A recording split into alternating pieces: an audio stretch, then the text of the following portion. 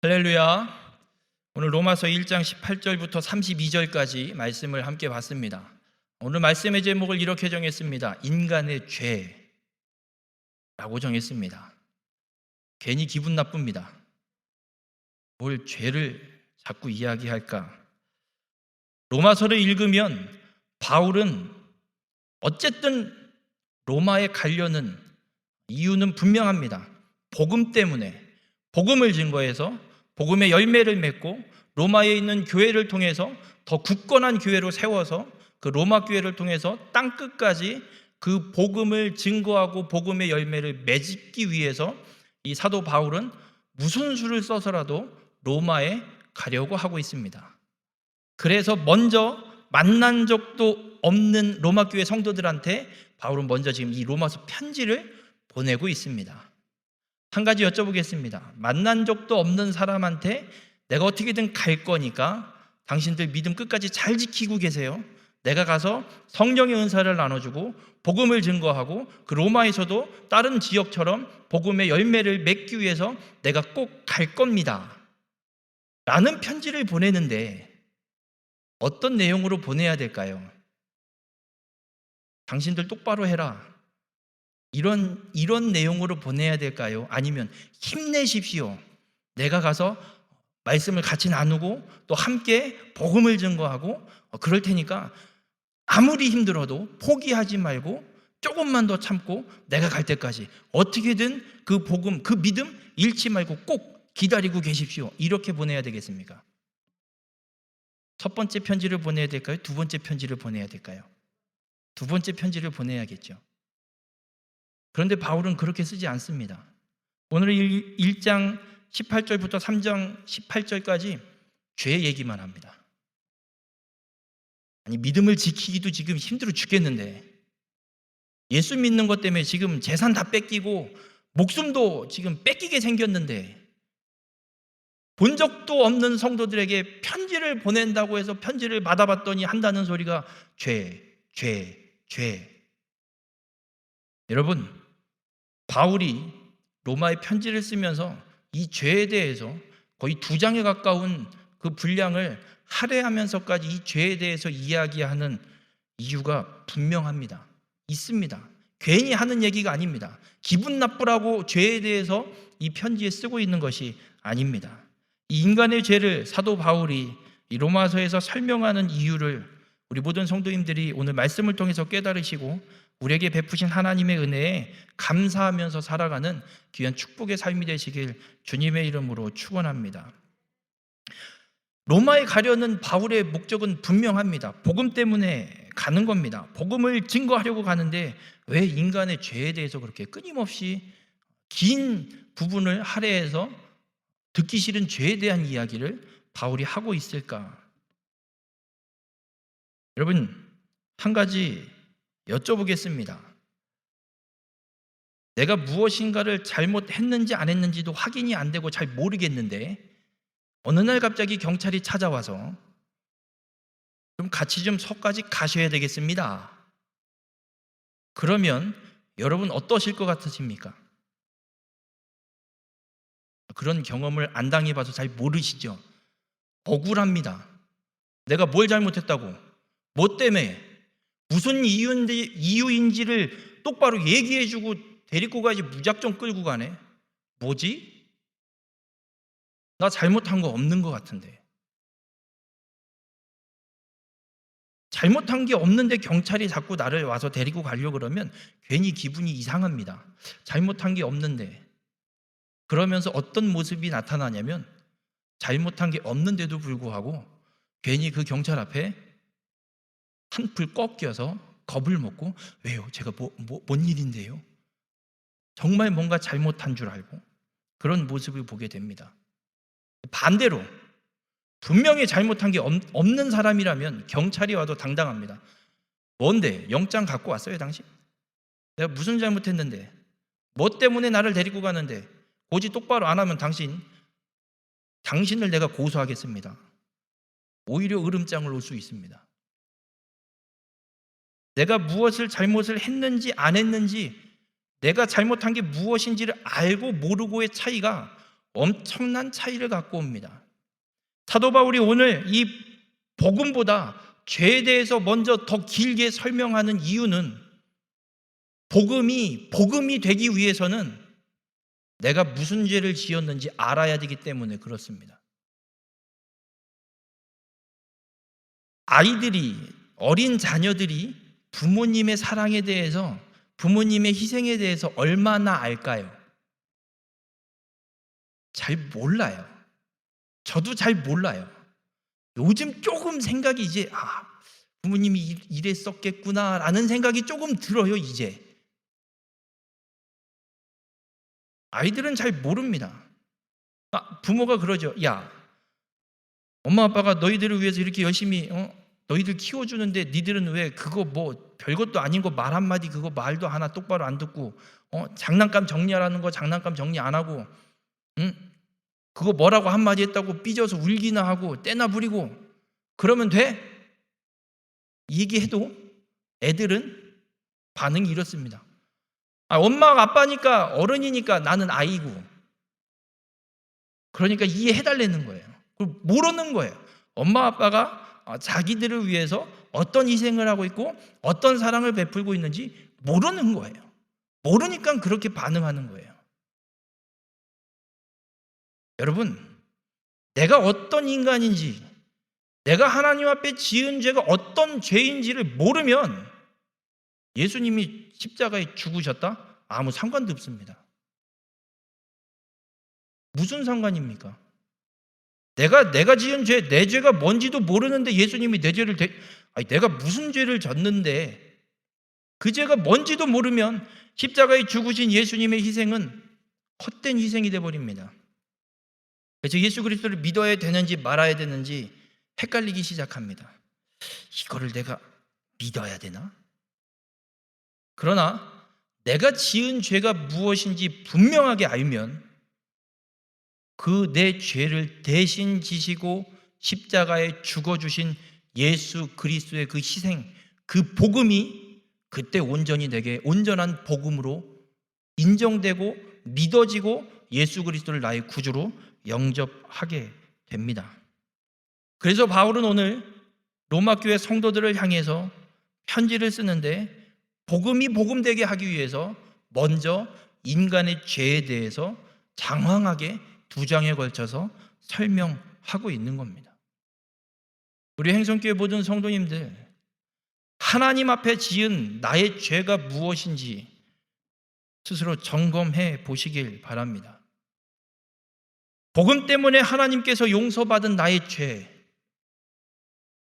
그냥 성경에서 하나님 말씀 거부했고 아담과 하와가 지은 죄가 유전돼서 원죄고 뭐가 어떻고 저떻고 이래서 내가 죄인이라니까 우리는 나를 직시해야 됩니다. 내가 어떤 사람인지, 어떤 죄를 지은 죄인인지 나 스스로 분명하게 볼 수 있어야 됩니다. 그래야 복음이 온전히 내게 복음이 되어서 그 예수 그리스도 때문에 내가 하나님께 죄 사함의 은혜를 받았다는 그 확증이 서고 그 하나님의 은혜에 대한 감사가 넘쳐나게 됩니다. 우리 모든 행성교회 성도님들이 나의 죄를 분명히 깨닫고 복음 때문에 베푸신 하나님의 이 은혜로 온전히 살아가는 귀한 축복의 삶이 되시길 주님의 이름으로 축원합니다. 그럼 도대체 인간이 하나님 앞에 지은 죄가 무엇일까? 오늘 본문 18절에 바울은 이렇게 이야기합니다. 불의로 진리를 막는 사람들의 모든 경건하지 않음. 말이 좀 어렵죠? 모든 사람들, 불의로 진리를 막는, 진리는 예수 그리스도입니다.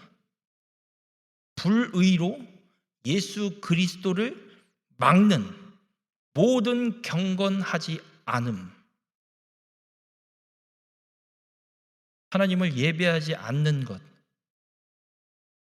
하나님을 하나님으로 인정하지 않는 것, 이것이 죄라고 오늘 사도 바울은 우리에게 분명하게 선언하고 있습니다. 여러분, 하나님을 창조주 하나님으로, 나를 만드신 하나님으로 인정하면, 예수 그리스도를 믿어서 죄 사함을 허락하시고 그 믿음 때문에 우리를 의인이라 칭하시는 그 하나님을 인정하면 하나님을 예배할 수밖에 없습니다. 여쭤볼게요. 여러분 지금 왜 나오셨어요? 이곳에 왜 나오셨습니까? 이유가 없으십니까? 시간이 돼서 그냥 나오셨습니까? 예배 드리러 나왔습니다. 왜 예배 드리십니까? 하나님께 감사해서. 무엇이 감사합니까? 나의 그 죄를 용서하신 하나님, 죄를 사해 주시고 그 죄를 기억도 하지 않으시고 나를 자녀 삼아 주신 그 하나님의 은혜가 감사해서 우리 이 예배 자리에 나오는 겁니다.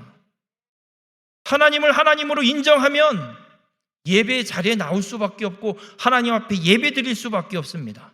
그리고 그 예배 자리 가운데 선포되어지는 하나님의 음성, 그 음성을, 그 말씀을 내 삶의 기준으로 삼고 그 말씀대로 살아가게 되는 것이 하나님을 인정하는 것이고 하나님을 인정하는 자의 삶입니다. 하나님을 인정하지 않는 것이 죄입니다.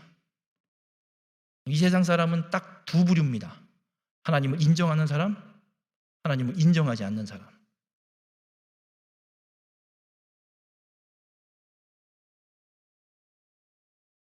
메시아가 이 땅에 태어났을 때 그 메시아를 경배하기 위해 찾아온 사람이 있습니다. 동방에서 박사들이 찾아옵니다. 머나먼 길을 그저 별 하나 보고 찾아옵니다. 왜 찾아왔는 줄 아십니까? 유대인의 왕으로 나신 이를 찾아서 그를 경배하기 위해서 왔습니다. 미쳤지. 자기네 나라도 아닌데, 자기네 나라 왕도 아닌데 거기를 찾아옵니다. 어딘지도 모르면서 그저 별 하나 보고 찾아옵니다. 이유는 하나입니다. 메시아, 유대인의 왕, 그를 경배하기 위해서. 만약 별을 보고도 야, 유대인의 왕이 태어났다, 에이 뭘 가, 그 사람 우리랑 상관없어. 유대인의 왕, 그 메시아를 인정하지 않으면 박사들은 찾아오지 않습니다. 메시아가 태어난, 그 유대인의 왕으로 태어난 그를 메시아로 인정하기에 박사들은 메시아를 경배하기 위해 찾아옵니다. 그리고 찾아와서 메시아에게 경배드립니다. 그리고 꿈에 지시하심을 받습니다. 헤로데게로 돌아가지 말고 다른 길로 고국으로 돌아가라 지시하심을 받습니다. 예배드리는 가운데 들려진 주님의 음성을 듣고 박사들은 그대로 순종해서 왔던 길이 아닌 다른 길로, 헤롯에게 들리지 않고 다른 길로 자신들의 집으로 돌아갑니다. 유대인의 왕임을 인정하게 찾아와 경배했고, 경배하고 난 후 들려진 주님의 음성을 듣고 그 음성에 순종하여서 다른 길로 돌아갔습니다. 하나님을 인정하는 자의 삶입니다. 하나님을 인정하지 않는 자는 어떤 줄 아십니까? 헤롯이라는 왕이 있습니다. 예배하는 자리로 나가지 않습니다. 헤롯 왕이, 박사들이 먼저 예루살렘에 찾아옵니다. 그때 헤롯 왕이 이야기합니다. 야, 그 아기를 찾거든 나한테도 좀 자세하게 알려줘. 나도 가서 경배하게. 새빨간 거짓말입니다. 경배하는 게 아니라 그 아기를 죽이려고 하는 겁니다. 왜냐하면 내가 갖고 있는 이 왕위가 뺏길까 봐. 유대인의 왕이라니. 아니, 내가 지금 유대의 왕인데, 내가 왕인데 어디서 왕이 또 태어났다는 거야. 왕이 돼도 내 새끼가 되든 내 친척이 되든 누가 돼야지. 어디서 듣도 보도 못한 듣보잡이 내 다음을 왕위를 뺏으려고 들어? 죽이려는 겁니다. 여러분, 하나님을 인정하지 않는 자는 예배의 자리에 나가지 않습니다. 내 걸 지키려고 합니다. 헤롯 왕은 기어코 유대 베들레헴 지역과 그 주변에 박사들에게 들었던 그 때를 기준으로 2살 이하의 모든 어린이들을, 특히 남자아이들을 다 학살해버리는 비극을, 그 만행을 저지르게 됩니다. 여러분, 하나님을 인정하지 않는 자는 그렇습니다. 하나님을 찾지도 않습니다. 예배 드리지도 않습니다. 예배 자리에 나오지도 않습니다. 말씀도 듣지 않고 불의로 나가게 되어 있습니다. 우리가 예수 그리스도를 믿기 전에, 전 뱃속에서부터 모태신앙인데요, 모태신앙이더라도 정말 내가 예수 그리스도를 만나기 전에 다 하나님을 인정하지 않는 죄를 짓고 살았던 사람들입니다. 이것이 어떻게 원죄와 연결되느냐? 아담과 하와가 지은 죄, 선악을 알게 하는 나무의 열매를 따먹습니다. 따먹은 이유는 하나입니다. 하나님처럼 되고 싶어서. 그리고 하나님의 말씀을 무시합니다. 우리가 하나님을 인정하지 않는 것, 그것이 죄입니다. 그것이 우리 인간의 죄입니다. 예수 그리스도께서 우리를 대신해서 담당하신 죄가 바로 하나님을 인정하지 않는, 그래서 불의로 진리를 막는 죄가 예수 그리스도께서 우리를 대신해서 담당하신 죄입니다. 그럼 여기 한 가지 질문이 한 가지 생깁니다. 아니, 복음을 한 번도 못 들어본 사람은 그럼 어떻게 되라는 말입니까? 바울이 이 로마서를 썼던 시대를 좀 생각을 해보겠습니다. 아직 지중해 연안에서 복음이 더 이상 퍼지지 않았습니다. 이스라엘, 지중해 연안의 소아시아 지역, 유럽 이쪽만 조금 퍼져 있지, 아메리카 대륙에 이쪽 아시아 쪽에 우리 이 중국 이쪽으로는 복음이 아직 온전히 전파되지 않은 시대입니다. 우리나라 조선 이전이죠. 신라 삼국시대, 고조선 시대 당군 할아버지, 그 시절 사람들은 그럼 다 어떻게 해요? 한 번도 들어본 적이 없는데, 복음을 한 번도 들어본 적이 없는데 왜 죄인이라고 그렇게 다 싸잡아서 얘기하세요? 라는 질문이 생깁니다. 그래서 바울은 이 질문에 대해서도 분명하게 19절과 20절에 아주 완전히 그 질문을 대답합니다. 19절에 이렇게 기록합니다. 이는 하나님을 알만한 것이 그들 속에 보임이라 하나님께서 이를 그들에게 보이셨느니라. 하나님을 알만한 것을 모든 사람들 속에 알게 했답니다. 좀 말이 어려우시죠? 세번역 성경으로 좀 읽어봐 드릴게요. 그것은 하나님이 자기에 대하여 알만한 것을 그들에게 나타내셔서 그것이 그들에게 분명해졌기 때문입니다. 하나님께서 모든 사람에게 하나님을 알 수 있도록 나타내셨답니다. 그래서 하나님을 모른다라는 게 말이 안 된다는 얘기예요. 20절을 세번역으로 읽어드리면, 하나님이 세상을 창조하신 그때부터 보이지 않는 그의 속성, 곧 그의 영원하신 능력, 신성이 그가 만드신 만물을 통해 분명히 나타나서 알게 되었으니 이제 그들은 변명할 수 없습니다. 아니, 하나님이 안 보이잖아요. 하나님 안 보이는데 어떻게 알아요? 뭘 나타냈다는 거예요? 보여야 나타났는지 안 나타났는지 알지. 바울이 대답합니다.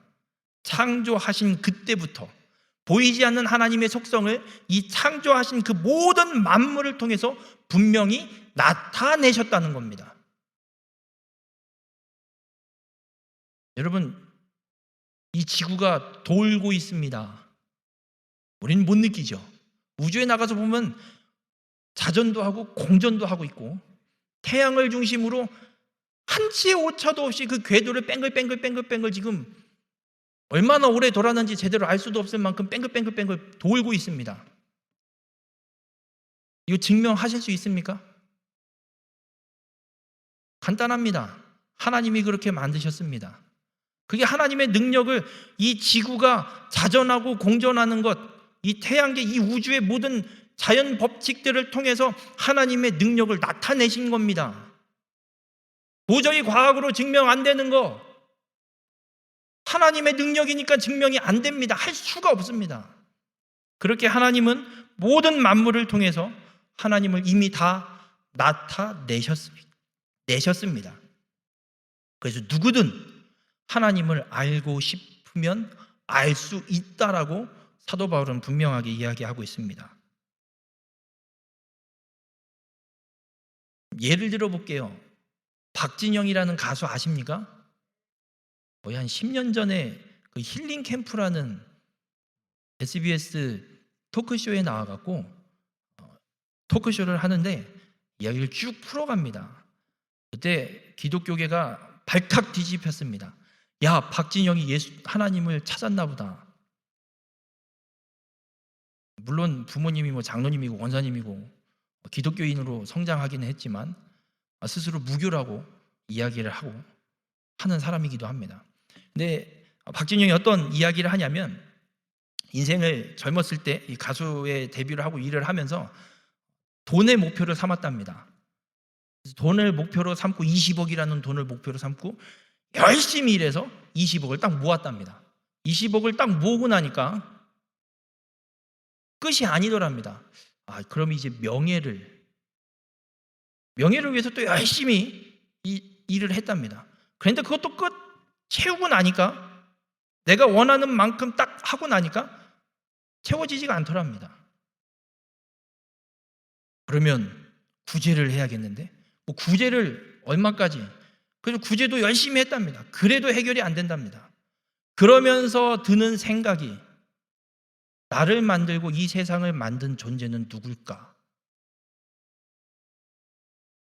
하나님이라고는 절대 얘기 안 했습니다. 그냥 얘기했어요. 그냥 자신이 인생을 살아오면서 이렇게 살아오면서 나를 만든 존재, 이 세상을 창조한 존재, 도대체 그 존재가 누굴까?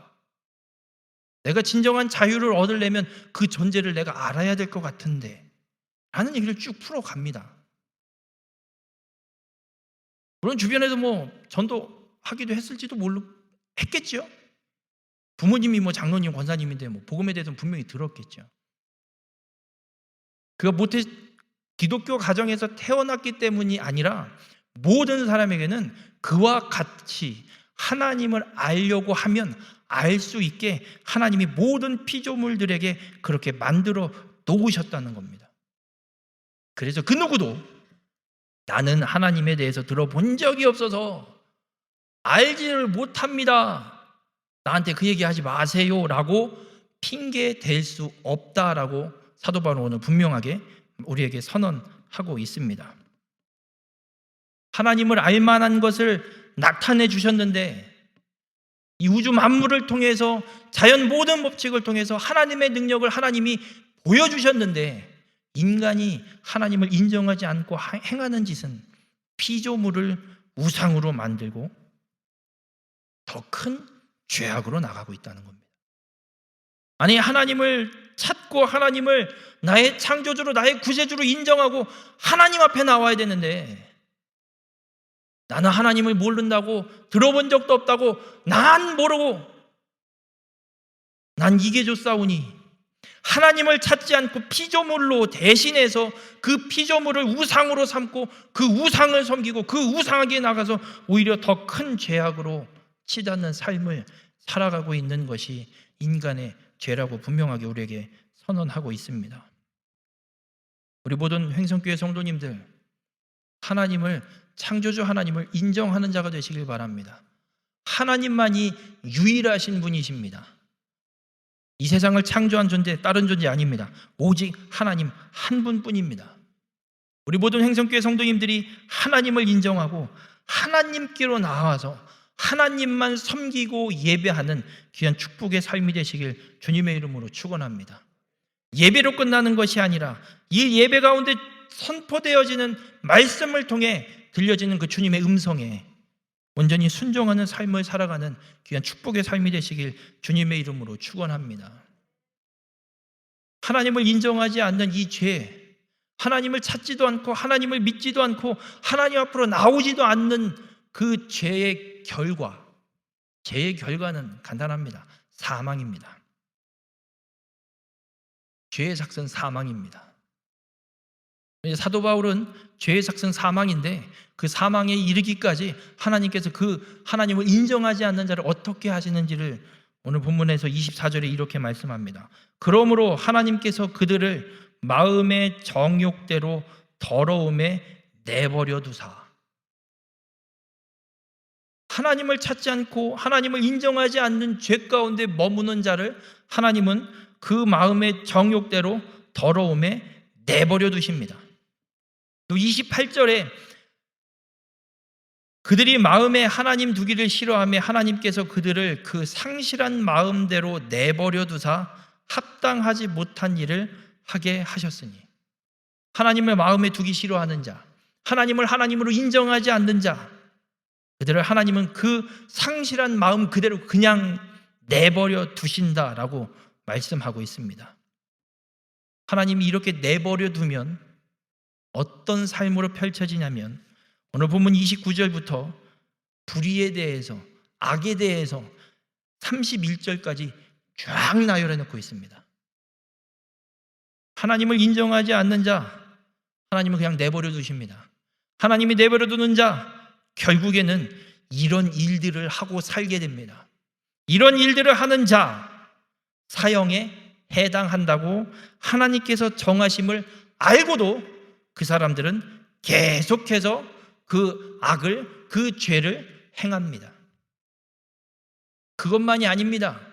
오히려 자신들이 행하는 이 악을, 이 불의가 옳다고 주장합니다.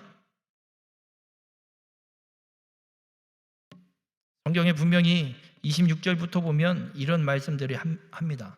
여자들도 순리대로 쓸 것을 바꾸어 영리로 쓰고, 남자가 남자와 음욕이 부릴 듯함에 남자가 남자와 더불어 부끄러운 일을 행하며 그들의 그릇 때문에 상당한 보응을 그들 자신이 받았느니라. 여러분, 동성애는 죄입니다.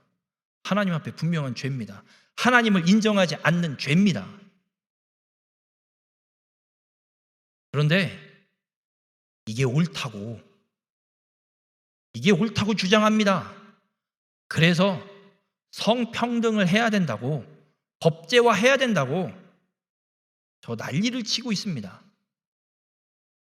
저들이 그러는 이유는 하나님을 인정하지 않는 그 죄에서 못 빠져나와서 그렇습니다.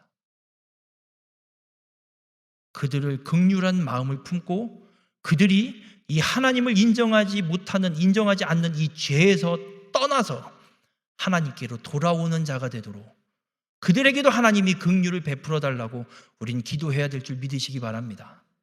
그러나 분명한 건 동성애는 하나님을 인정하지 않는 자의 죄의 결과, 죄의 현상입니다. 용납하면 안 됩니다. 분명하게 선은 그어야 됩니다. 그러나 그 죄의 허덕이는 그들을 위해서 우리는 끊임없이 기도해야 됩니다. 하나님, 저 영혼도 구원시켜달라고.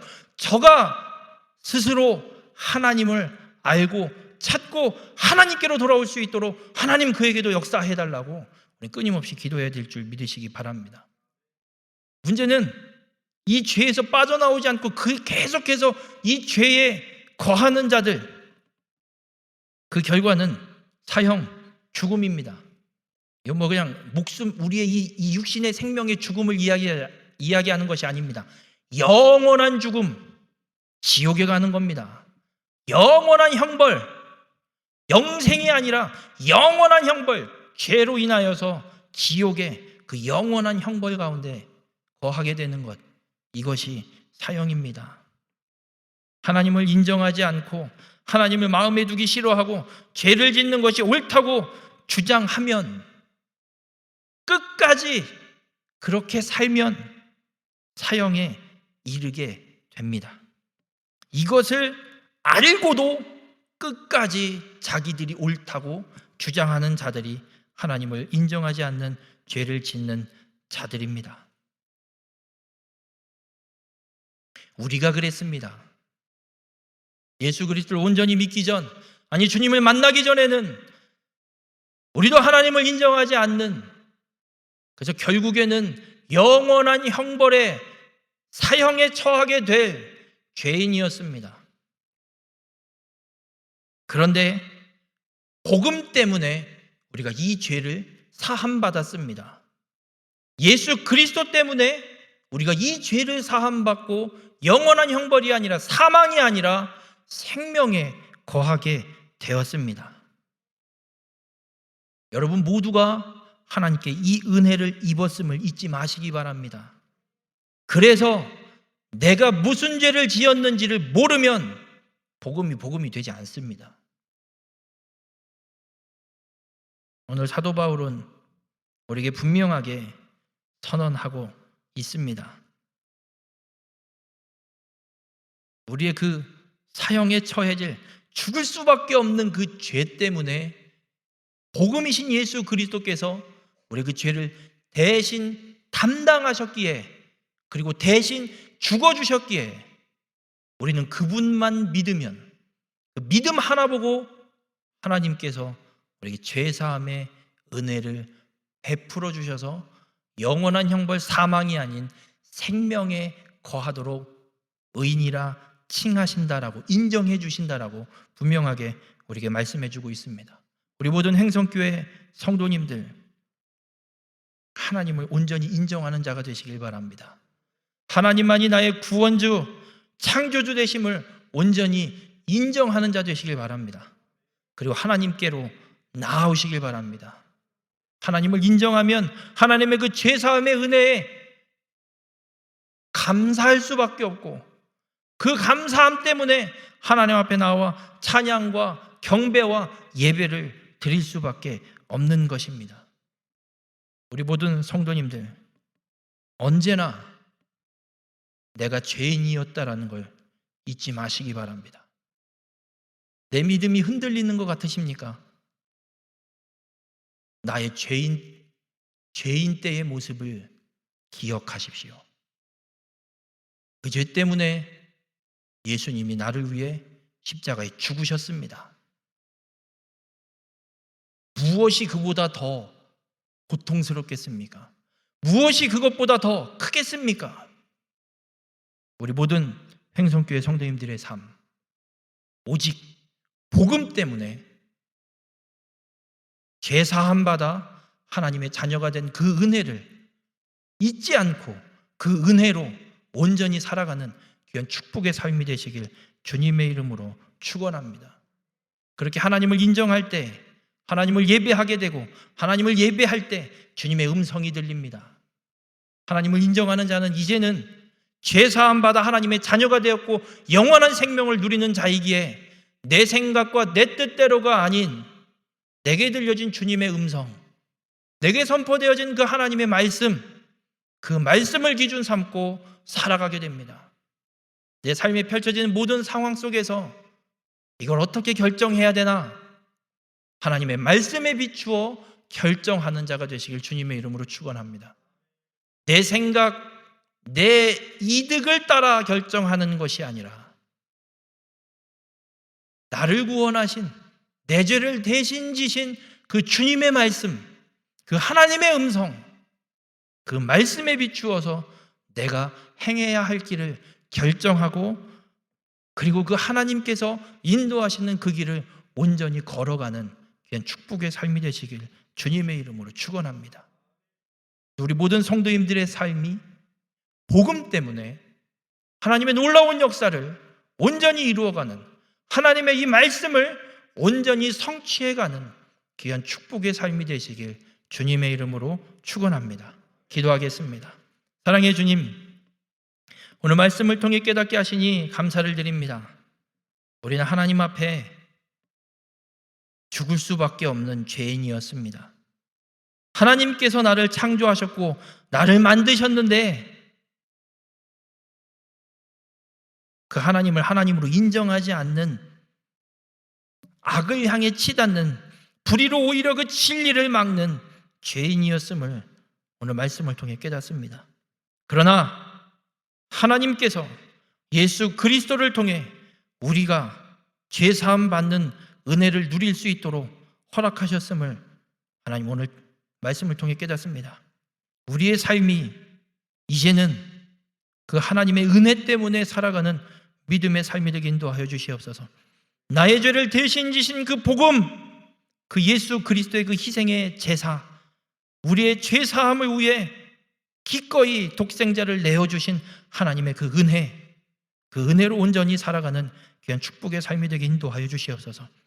그래서 우리의 삶이 하나님만 예배하고 하나님만 찾고 하나님의 말씀에 순종하는 귀한 축복의 삶이 될 수 있도록, 이 땅 가운데 하나님의 그 구원의 계획들을 온전히 성취하는 일에 쓰임받는 귀한 믿음의 삶이 되도록 주님 우리 가운데 함께하여 주시옵소서.